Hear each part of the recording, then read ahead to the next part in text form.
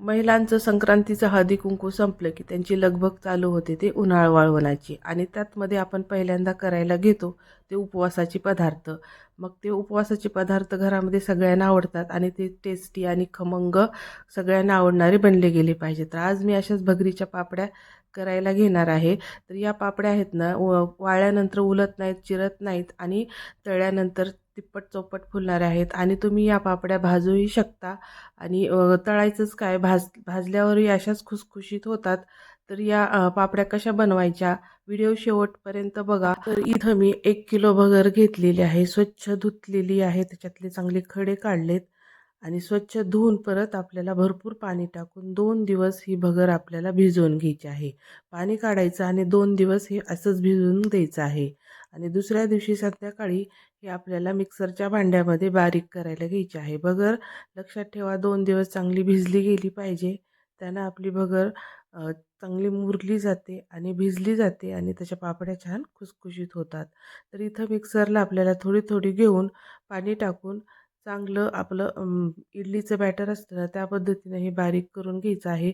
पाणी भरपूर झालं तरी चालेल. परत आपल्याला दुसऱ्या दिवशी सकाळी वर आलेलं सगळं पाणी काढूनच टाकायचं आहे. त्यामुळं तुम्हाला जसं लागेल तसं पाणी टाकून तुम्ही ही भगर मिक्सरला बारीक करून घ्यायची आहे. भरपूर पाणी टाकायचं कारण सकाळी निथळून आपल्याला वरचं पाणी काढता येतं. अशा पद्धतीने ही सगळी भगर आपल्याला बारीक करायची आहे. होता होईल तितकी बारीक करा कारण मोठी राहिली ना तर ती चांगली शिजत नाही आणि त्याचे तुकडे पडतात. तर ही बारीक केलेली भगर आता आपण झाकून ठेवूयात. तर त्यासाठी मी 1 वाटी असा साबुदाणा पण चांगला भिजू घातलेला होता.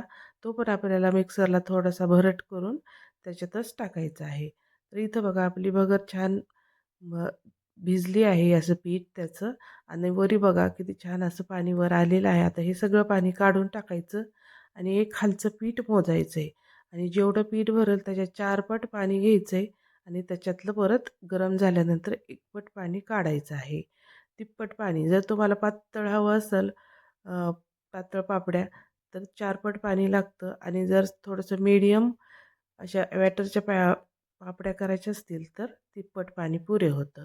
तर हे मोजमाप लक्षात ठेवायचं आहे आणि हे पीठ चांगलं मोजून घ्यायचं आहे. जेवढं पीठ आहे तेवढंच आपल्याला 4 पट पाणी घ्यायचं आहे. पाणी चुकू द्यायचं नाही कारण जास्त पातळ पापड्या जरी झाल्या ना तुटतात आणि जास्त घट्ट झाल्या तर थोड्याशा निब्बर होतात.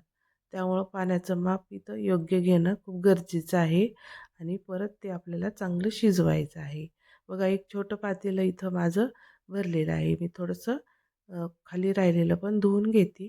एवढं पाणी असेल तरी पिठामध्ये चालू शकतं, काही होत नाही आणि इथून पुढं आता आपल्याला मोजमाप घ्यायचं आहे.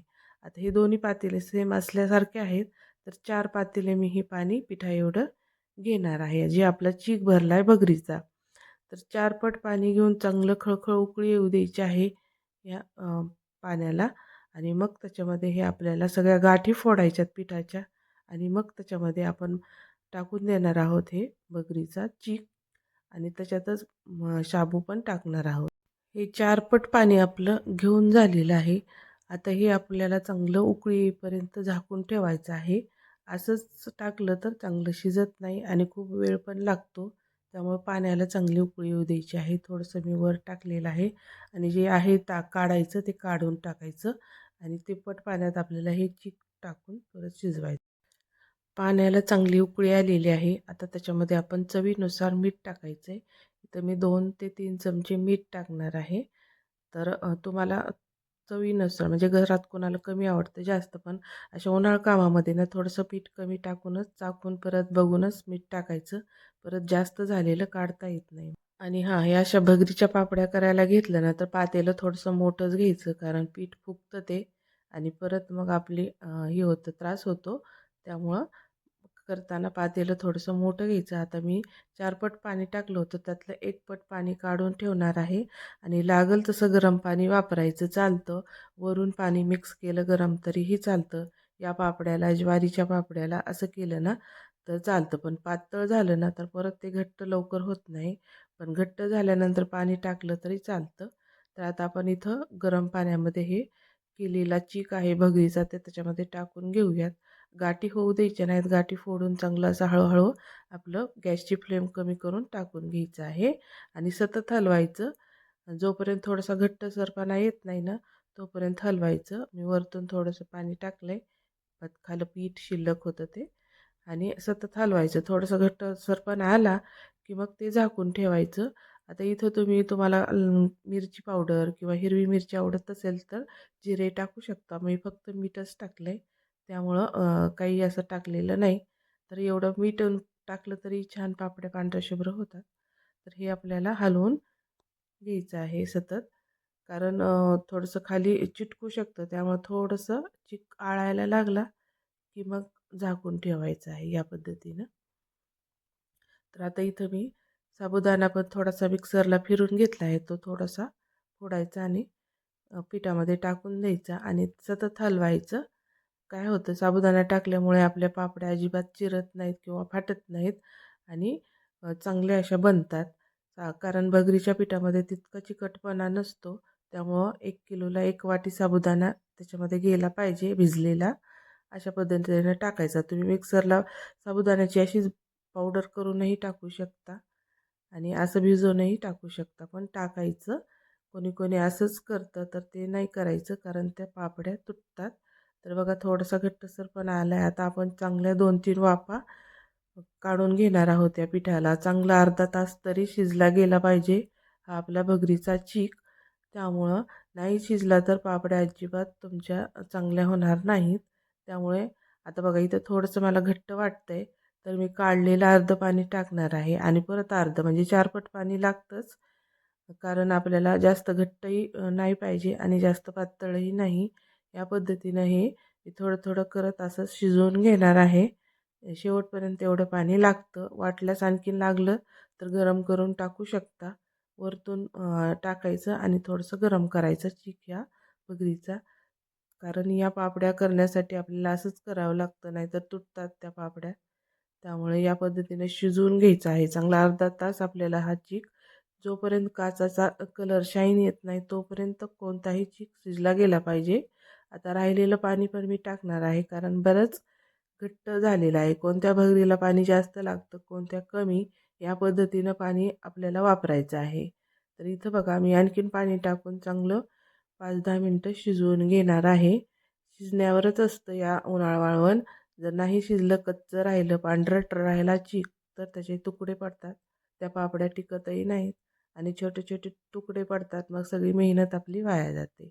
त्यामुळं चीक शिजणं खूप महत्त्वाचं आहे. चांगल्या 2-3 अशा मोठ्या वाफा येऊ द्यायच्या आहेत, तरच आपला चीक चांगला शिजला आहे असं समजायचं. आता थोडीशी शाईन आली आहे चिकाला, थोडंसं पापडी पण धरली आहे. आणखीन आपण थोडंसं शिजवून घेऊयात 5-1 मिनटं. बघा इतपत पातळ ठेवलं आहे मी. पळी पापड्या घालायच्या आहेत मला. तुम्हाला थापून घालायच्या असेल तर थोडंसं आणखीन घट्टसर ठेवायचं, म्हणजे थापता पण येतात त्या पापड्या. आणि असं पळी पापड्या घातल्या, एकटी असेल तर पळी पापड्यानं पटपट उरकतं. करू लागायला मदतीला असेल तर थापूनही तुम्ही करू शकता या पापड्या, जशा आपण ज्वारीच्या पापड्या करतो त्या पद्धतीनं.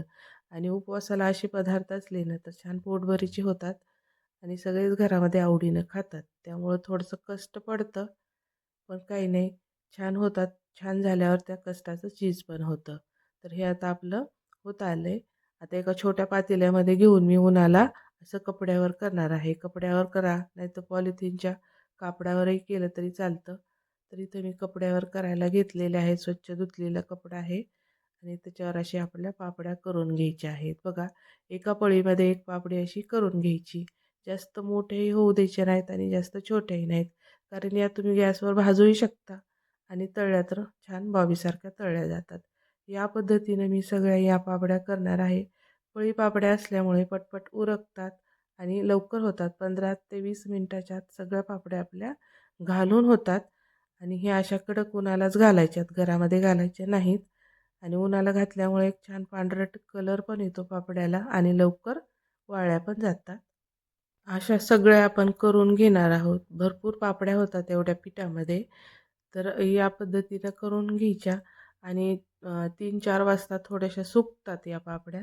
तर उलटावं लागतं त्याच्यावर असं. तर बघा ह्या सगळ्या झाल्यात करून आणि आपल्याला सगळ्या करून झाल्यात. आता ह्या 5-6 घंट्यानं चांगल्या सुकतात. तर हे असं कपडा उलटा करायचा उलटा आणि त्याच्यावर थोडंसं पाणी मारायचं आणि अलगद या पापड्या आपल्या निघल्या जातात. बघा, एक पण पापडी आपली चिरली नाही किंवा तुटली नाही, अशा सगळ्या झालेल्या आहेत. तर सगळ्या मी अशा काढून घेते आणि परत या अशा उलट्या नाही ठेवायच्या, थोडंसं सरळच ठेवायच्या, नाहीतर वाकड्या होतात जास्त. त्यामुळे या पद्धतीनं परत आपल्याला वाळवून घ्यायच्या आहेत. वाळल्यानंतर बघा अशा झाल्यात माझ्या एवढ्याशा पापड्या झालेल्या आहेत. छान अशा पांढऱ्या शुभ्र अशा ज्वारीच्या पापड्या जसं असतात त्याच पद्धतीच्या या पण पापड्या होतात. बघा किती छान मस्त अशा झालेत. एक पण पापडी माझी ओली किंवा तुटली नाही आहे. आता तळून दाखवते मी. छान अशा बॉबीसारख्या तळल्या जातात, एकदम खुसखुशीत होतात आणि या पापड्या भाजता पण येतात. असं काही नाही की तेलातच तळून खायचं, तसं नाही, भाजून पण तुम्ही या खाऊ शकता. बघा किती छान फुलली आहे आपली पापडी. तेल गरम होऊ द्यायचं आणि चांगल्या अशा भरभर तळल्या जातात.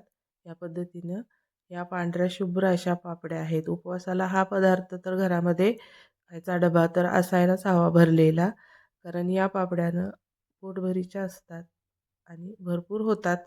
एवढ्या 1 किलोमध्ये भरपूर होतात. त्यामुळं या पद्धतीनं तुम्ही एकदा नक्की करून बघा. बऱ्याच जणाला वाटतं की भगरीच्या पापड्या आपल्या चांगल्या होत नाहीत, तुटतात, त्यामुळे बरेच जण करत नाहीत. पण या पद्धतीनं केलं ना तर छान अशा आपल्या पापड्या भरपूर तयार होतात. मस्त अशा आपल्या पापड्या खुसखुशीत तळल्या गेलेल्या आहेत आणि चांगलं वाळल्यानंतर 2 दिवस वाळल्यानंतर डब्यामध्ये भरून ठेवायचे आहेत. व्हिडिओ आवडला तर लाईक, शेअर, सबस्क्राईब जरूर करा. भेटूयात अशा छान छान व्हिडिओ रेसिपीजमध्ये. तोपर्यंत धन्यवाद.